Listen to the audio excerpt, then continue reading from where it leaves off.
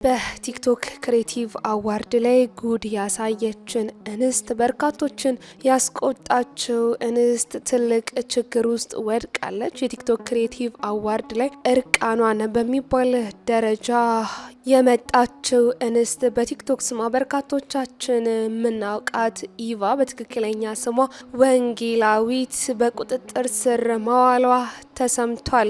ጋዜጠኛ ሶፎንያስ ትልቅ ችግር ውስጥ ወድቋል። ግብረ ሰዶማዊነትን በድብቅ ኢትዮጵያ ውስጥ ከሚያስፋፉ አካላት መካከል አንዱ ነው እየተባለም ይገኛል። ይህ ጋዜጠኛም እንግዲህ በሐሰተኛ ዘገባው ተወንጅሏል። በአዳማ ስም ማጥፋት ክስ መመስረት አለበትም እየተባለ ይገኛል። በጎንደር እጅግ የሚያስደነግጥ ክስተት ተፈጥሯል። ጎንደርን ወይንም ደግሞ ሰሜንን ለኢየሱስ የሚል አንድ የፕሮቴስታንት የአምልኮ ስነ ስርዓት በጎንደር ታሪካዊ በሆነው አደባባይ መከናወኑም በርካቶችን አስቆጥቷል። ሰላም ወደ ጊዜ ቲዩብ ቤተሰቦች እንደምሰነበታችሁ፣ እንዴት ቆያችሁልን? ሰላም እግዚአብሔር ከእናንተ ጋር ይሁን።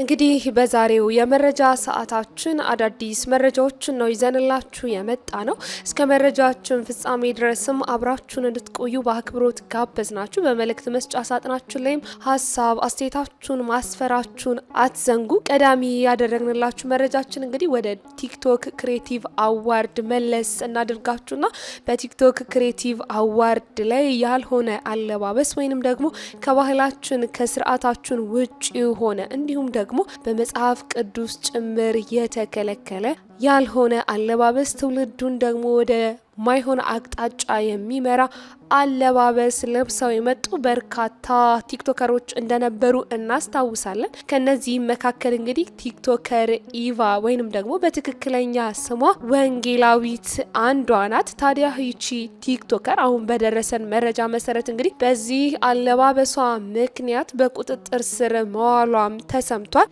የኢትዮጵያ ፌዴራል ፖሊስ ከሀገራችን ባህልና ስነ ምግባር ያፈነገጠ አስነዋሪ አለባበስ ለብሰዋል። በአደባባይና በቴሌቪዥንም በቀጥታ ስርጭት ለሕዝብ ታይተዋል በማለት የተጠረጠሩት ግለሰቦች ላይ ምርመራ መጀመሩንም አሳውቋል። እንግዲህ የአዲስ አበባ ፖሊስ ኮሚሽን እንግዲህ ህዳር 30 ቀን 2018 ዓመተ ምህረት የኢትዮጵያ ፌዴራል ፖሊስ በሶስተኛው የጂ ፓወር ቲክቶክ ክሬቲቭ አዋርድ ላይ ከኢትዮጵያ ሕዝብ ባህልና ስነ ምግባር ባፈነገጠ አኳኋን በሰውነታቸው የተገላለጠ አለባበስ ለብሰው በአደባባይ በቴሌቪዥን ቀጥታ ስርጭት ለህዝብ የታዩ ተጠርጣሪዎችን እንግዲህ ከነ ግብረ አበሮቻቸው ነው በቁጥጥር ስር አውሎ ምርመራ ማጣራት መጀመሩን ያሳወቀው።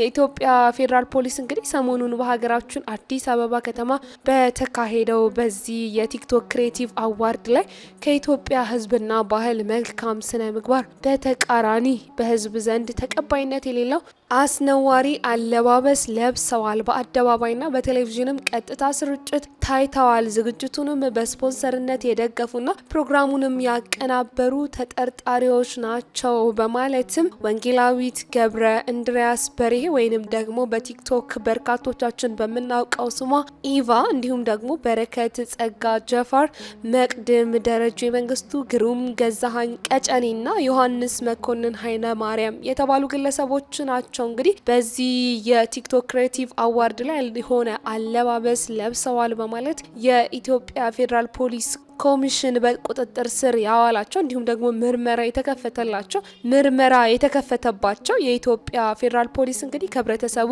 ባህልና እሴት ያፈነገጡ አለባበሶች፣ መጤ ባህሎች ተስፋፍተው በትውልዱ ላይ አሉታዊ ተጽዕኖ እንዳያስከትሉ ተጠርጣሪዎቹ ላይ የህግ ተጠያቂነትን ለማረጋገጥ የጀመረው ምርመራም አጠናክሮ እንደሚቀጥልም ገልጿል። ይህም ጉዳይ እንግዲህ በርካቶችን አነጋግሯል። በርካቶችም ይበል የሚያሰኝ ነው። ነው። ይህ ከሃይማኖታችን እንዲሁም ደግሞ ከባህላችን ከእሴታችን ውጭ የሆነ አለባበስም ሌሎች እንዳይደግሙት የሚያደርግ ስራ ነው የኢትዮጵያ ፌዴራል ፖሊስ ኮሚሽን የሰራው በማለትም በርካቶች እያበረታቱት ይገኛል። እንደሚታወቀው እንግዲህ ቲክቶከር ኢቫ ወይንም ደግሞ በትክክለኛ ስሟ ወንጌላዊት የተባለችው እንስት እንግዲህ በዚህ የቲክቶክ ክሬቲቭ አዋርድ ላይ ሁላችንም በርካቶቻችን በተንቀሳቃሽ ምስሎች እንዲሁም በቀጥታ ስርጭት እንደተመለከት ነው ያልሆነ አለባበስን የለበሰችው በሃይማኖትም እጅግ ጸያፍ የሆነ እንዲሁም ደግሞ ትውልዱን የማይመጥን አለባበስ አድርጋ እንደነበር እናስታውሳለን። በመጽሐፍ ቅዱስ ጭምር የተከለከለ ወንዶች የሴቶች ልብስን እንዳይለብሱ ሴትም ብትሆን የወንድ ልብስ እንዳትለብስ መጽሐፍ ቅዱስ ያዘናል። ታዲያ ይህንን በጣሰ መልኩ በተለይም ደግሞ የምዕራባውያንን አለባበስና ባህል እንዲሁም ደግሞ የግብረ ሰዶማውያንን አለባበስ በደገፈ መልኩ ያልሆነ አለባበስ ለብሰው መታየታቸው በርካቶችን አነጋግሯል። ይህንንም በተመለከተ ነው እንግዲህ አዲስ አበባ ፖሊስ ኮሚሽን በእነዚህ ግለሰቦች ዙሪያ ማጣራትን የጀመረው። እነዚህ ግለሰቦችም በቁጥጥር ስር መዋላቸውን ያሳወቀው። ሌላኛው መረጃችን ደግሞ በርካቶቻችንን በእጅጉ ያስደነገጠ አንድ ዜና በተንቀሳቃሽ ምስሎች ላይ ተሰራጭ በርካቶቻችን በስፋት ተመልክተናል። ይህም እንግዲህ ጋዜጠኛ ሶፎንያስ እንግዲህ የማይወጣው አዘቅት ውስጥ የገባ ይመስላል። ይህ ጋዜጠኛ እንግዲህ በርካቶችን ያስደነገጠ ድርጊትም አድርጓል። ይህንንም በርካቶቻችን በተንቀሳቃሽ ምስሎቻችን ወይም በቪዲዮዎች ተለቀው ተመልክተናል። የመጨረሻው ዘመን የመጣ ይመስላል። በርካቶችም ይህንን ጊዜ እየፈሩት ይገኛሉ። እንግዲህ ይህ ጋዜጠኛ ሶፎንያስ እንግዲህ በሐሰት ዘገባ እንዲሁም ደግሞ የአዳማ ከተማ ልጆችን ስም በማጥፋት ክስ መመስረት አለበትም እየተባለበት ይገኛል። ይህ ጋዜጠኛ እንግዲህ የግብረ ሰዶማውያንን ድርጊት በኢትዮጵያ እያስፋፋ ያለ ግለሰብ ነው በማለትም በርካቶች ወይንም ደግሞ በአዳማ የሚገኙ የአዳማ ነዋሪዎች ክስ እየመሰረቱበት ይገኛሉ። በማህበራዊ ሚዲያ ላይ ከፍተኛ ውዝግብ ያስነሳ ይህ ጋዜጠኛ እንግዲህ በአዳማ ከተማ ተዘረፍኩና ተደበደብኩ በሚል የሰጠውን ዘገባ የሐሰት መሆኑንም ተከትሎ እንዲሁም ደግሞ በአዳማ ከተማ አስተዳደር በኩል በሕግ ሊጠየቅ መሆኑም ተገልጿል። የአዳማ ከተማ ነዋሪዎች እንግዲህ ጋዜጠኛ ሶፎንያስ የከተማዋን ስም እያጠፋና ወንበዴና ቀማኛ ያለበት አስመስሎ በማቅረቡም ተተችቷል። ከዚህም ከፍ ሲል ደግሞ የአዳማ ከተማ አስተዳደር ጋዜጠኛውን በሕግ እንዲጠየቅ እና የከተማውን ስም በማጥፋቱ ክስ እንዲመሰረትበትም በብዙ ኢትዮጵያውያን ዘንድ ጥያቄም ቀርቦበታል። እንግዲህ ይህ ጋዜጠኛ መረጃዎች እንደሚያመለክቱት በአጠቃላይ ክስተቱ በቪዲዮ የተቀረጸ በመሆኑ ጋዜጠኛው ሐሰተኛ ዘገባ መስራቱንና የስሙን መነሳት ለማስቀረትም በፍጥነት እርምጃውን ያወቀ መሆኑንም ተጠቁሟል። ጋዜጠኛው በአዳማ ከተማ ነዋሪዎች ወይንም ደግሞ በአዳማ ልጆች ላይ ያሰራጨው የውሸት ዘገባም ይፋ ተጋልጧል። ይህ ጋዜጠኛ እንግዲህ ወደ አዳማ ያቀናውም ወደ አዳማ የሄደውም የግብረ ሰዶማውያንን ድርጊት ሊያስፋፋ ነውም ተብሏል። ጋዜጠኛው እንግዲህ ከኢትዮጵያውያን ባህልና እሴት ውጭ በሆነ ተግባር ላይ በመወዘፉና ተግባሩ ለረጅም ጊዜ ሲያደርግ እንደቆየም መረጃዎች ወጥተዋል። ግብረ ሰዶማዊነትንም በኢትዮጵያ እያስፋፋ ነው ተብሏል። ይህ ጋዜጠኛ ተዘረፍኩ በማለት የለቀቀውን ቪዲዮ የተመለከቱት የአዳማ ልጆችም ጋዜጠኛው ወደ ከተማው የመጣው ግብረ ሰዶማዊነትን ሊያስፋፋ ነው፣ እኛ ደግሞ ግብረ ሰዶማዊነትን እንቃወማለን፣ በአሁኑ ሰዓትም ስማችንን እያጠፋ ነው በማለትም ተናግረዋል። እንደሚታወቀው እንግዲህ በርካታ አከራካሪ ነጥቦች ከማስነሳት አልፎ ከፍ ሲልም ውዝግብን የሚያስከትል ጉዳይ ነው። ይህ ጉዳይ የግብረ ሰዶማዊነትም ጉዳይ ሁላችንም እንደምናውቀው ከ192 ሀገራት ውስጥ በ24 ሀገራት ዘንድ በመብት ደረጃ የሚከበርና እንዲሁም ደግሞ በቀሪዎቹ የዓለም ሀገራት ዘንድ ግን በእጅጉ ጸያፊ የሆነ ጉዳይ እንደሆነ እናውቃለን። ግብረ ሰዶማዊነት በሀገራችን ኢትዮጵያም ቢሆን በእጅጉ አጸያፊ ድርጊት እንደሆነም ሁላችን እንረዳለን። በበርካታ ሀገራት በተለይም በሀገራችን ኢትዮጵያ በእጅጉ የሚኮነንና የሚወገዝ ይህ ድርጊትም በአሁኑ ሰዓት በይፋ እየተከናወነ ይገኛል። በርካቶች እንግዲህ ግብረ ሰዶማዊነትን ተገቢ እንደሆነ በመቁጠር በሀገራችን ኢትዮጵያ ጭምር ይህንን አስነዋሪ የሆነ ድርጊት የሚፈጽሙ አካላት መኖራቸው እሙን ነው። በአሁኑ ሰዓት ይፋ እየወጡም ይገኛሉ። በምን አለብኝነት በሀገራችን ኢትዮጵያ ጭምር ይህ ጉዳይ ተንሰራፍቶ ይገኛል። ይህ በመጽሐፍ ቅዱስ ጭምር እጅግ አስነዋሪ የሆነ ድርጊት በምዕራባውያን ተቀባይነትን አግኝቶ የሚፈጸም ድርጊት እንደሆነ እናውቃለን። እንግዲህ ይህ ጉዳይ የግብረ ሰዶማዊነት ጉዳይ በመጽሐፍ ቅዱስ ቁልጭ ተደርጎ ተቀምጦልናል። ከፍ ሲልም በመጽሐፍ ቅዱስ ላይ በርካታ ሀገራት በግብረ ሰዶማዊነት ምክንያት እግዚአብሔር አምላክ ሲያጠፋቸውም አይተናል። መጽሐፍ ቅዱስ ስለ ግብረ ሰዶማዊነት ሲገልጽም ስለ ግብረ ሰዶም ጋብቻ ወይንም ደግሞ የተመሳሳይ ጾታ ጋብቻ ለይቶ አይጠቅስም። ነገር ግን መጽሐፍ ቅዱስ ግብረ ሰዶማዊነትን እንደ ኢሞራላዊና ተፈጥሯዊ እንዳልሆነ ኃጢአትም ይቆጥረዋል። በመጽሐፍ ቅዱስም በስፋት ተቀምጦልናል።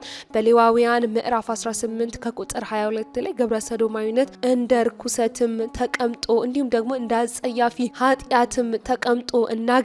እንዲሁም ደግሞ በሮሜ ምዕራፍ 1 ከቁጥር 26 እስከ ቁጥር 27 ላይ የግብረ ሰዶማዊነት ሀሳብና ድርጊት እንደ አሳፋሪ ተፈጥሯዊ እንዳልሆነ ሴሰኝነት እንደ መዳራት አድርጎም ይገልጽልናል። በአንደኛ ቆሮንጦስ ምዕራፍ 6 ከቁጥር 9 ላይ መጽሐፍ ቅዱስ እንደሚያስቀምጠው ግብረ ሰዶማውያን እርኩሶች ናቸው እናም የእግዚአብሔርን መንግስት አይወርሱም። ሁለቱም የግብረ ሰዶማዊነት ሀሳብና ድርጊቶች በመጽሐፍ ቅዱስም ተኮንነው ተቀምጠው እናገኛለን። ይሁንና ይህ ድርጊት ግን በሀገራችን ኢትዮጵያ በእጅጉ እየተንሰራፋ ይገኛል። ይህንንም ድርጊት በርካቶቻችን ልንቃወም ይገባል። አሁን ደግሞ ብሶ በበርካቶች ዘንድ ተወዳጅነት ባለው በዚህ ጋዜጠኛ ዘንድ እንዲህ አይነቱ ድርጊት ፈጽሟል በመባል እየሰማን እንገኛለን። ይህ ጋዜጠኛ እንግዲህ ለበርካታ ልጆች ለበርካታ ትውልዶች አርአያ የሚሆን ጋዜጠኛ ነው። ይህ ጋዜጠኛ በእንዲህ አይነት ድርጊት ውስጥ መግባቱ በርካታ ትውልዶች እንዲጠፉ ምክንያት ይሆናል ብለን እናስባለን። ታዲያ ይህ ጋዜጠኛ ይህንንም ማድረጉ ተከትሎ እንግዲህ በአሻም ዩቲዩብ እና ትርታዬ 97.6 ኤፍኤም ላይ ጋዜጠኛ ሶፎንያስ ዝግጅቶች እንዲቆሙም እየተጠየቀ ይገኛል። የጋዜጠኛ ሶፎንያስ ዝግጅትም በአስቸኳይ እንዲቆምም በአዲስ አበባ ዩቲዩብ እና በትርታዬ 97.6 ኤፍኤም ላይ ጠንካራ ጥሪም እየቀረበባቸው ይገኛል። ይህ ጥሪም የቀረበው ጋዜጠኛው እንግዲህ ከኢትዮጵያውያን ባህላችን ከእሴታችን እንዲሁም ደግሞ ከሃይማኖት ውጪ በሆነ መልኩ ባፈነገጠ መልኩ እንዲህ አይነቱን ድርጊት በመፈጸሙ ነው። ብዙ ኢትዮጵያውያንም እነዚህ ሁለት ድርጅቶች የኢትዮጵያን ባህል የማይወክል ሰራተኛ በውስጣቸው አስቀምጠው ለህብረተሰቡ የፕሮግራም ይዘት እንዳያቀርቡ ስጋታቸውንም እየገለጹ ይገኛሉ። ይህ ትውልዱን የሚያበላሽና የሚያጠፋ ነው እያሉም ይገኛሉ። በማህበራዊ ሚዲያ ላይ የቀረበውን የቪዲዮ ማስረጃም ተከትሎ እንግዲህ ድርጊቶቹ በአስቸኳይ ሁኔታው እንዲመረመርም እየተጠየቀ ይገኛል።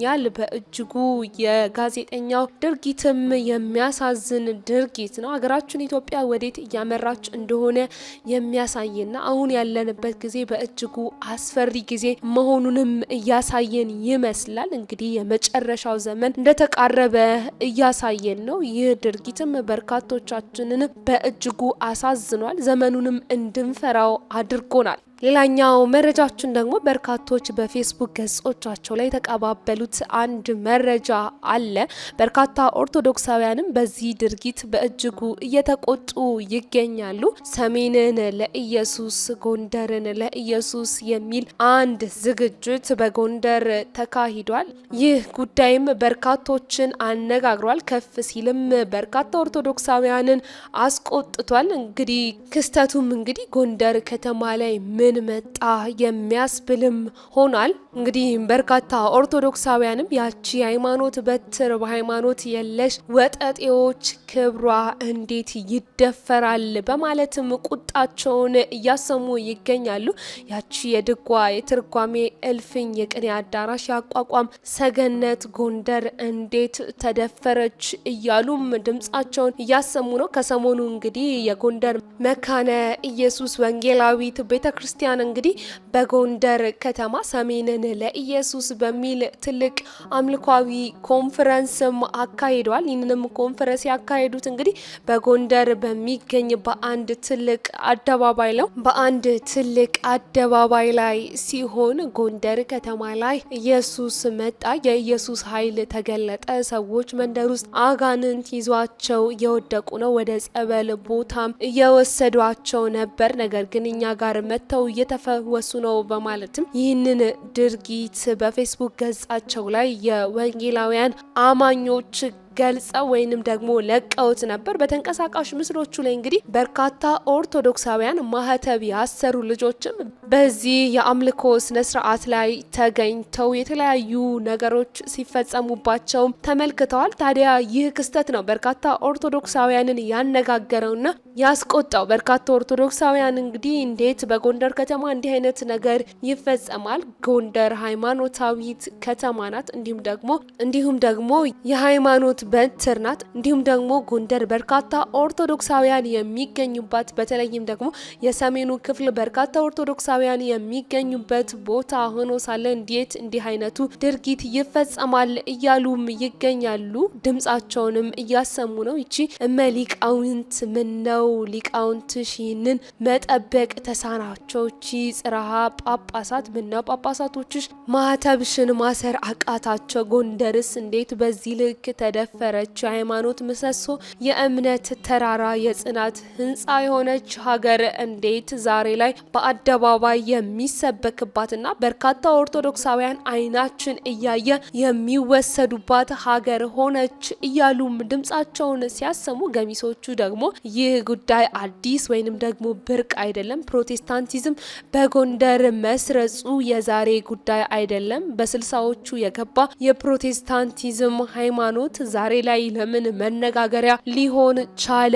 በማለትም ይህንን የኦርቶዶክሳውያንን ተቃውሞም አንዳንድ ኦርቶዶክሳውያን ተቃውሞታል። ይህ የፕሮቴስታንቶች እንቅስቃሴ በጎንደር ከንጉሱ መውደቅ ጀምሮ የነበረ ነው። በአሁኑ ሰዓት ይህንን መመልከታችን አዲስ ሊሆንብን አይገባም። የኢትዮጵያ ወንጌላዊት ቤተክርስቲያን ወይንም ደግሞ ሙሉ ወንጌል የጴንጤቆስጤ ተልእኮ ከ1970ዎቹ ዓመታት ጀምሮ ከኢትዮጵያ ንጉሠ ነገስት መንግስት መውደቅ በኋላ በጎንደር ከተማ ተስፋፍቶ የነበረ ጉዳይ ነው። በአሁኑ ሰዓት እንዲህ እንደ አዲስ መነጋገሪያ ወይንም ደግሞ የመነጋገሪያ ርዕስ መሆኑ ትክክል አይደለም በማለትም ይህንን ጉዳይ የተቃወሙት አሉ። በርካቶች ግን በዚህ ድርጊትና በዚህ ጉዳይ ተቆጥተው ድምጻቸውን እያሰሙ ይገኛል። እስቲ በዚህ ጉዳይ ላይ የእናንተ ሀሳብ አስተያየት ምን ይመስላል የሚለውም በመልእክት መስጫ ሳጥናችን ላይ አስፍሩልን። ለዛሬ ያዝንላችሁ መረጃችን ግን በዚሁ ቋጨል። በሌላ መረጃም እስከምንገናኝ ድረስ ሰናይ ጊዜ ለእናንተ ተመኛል።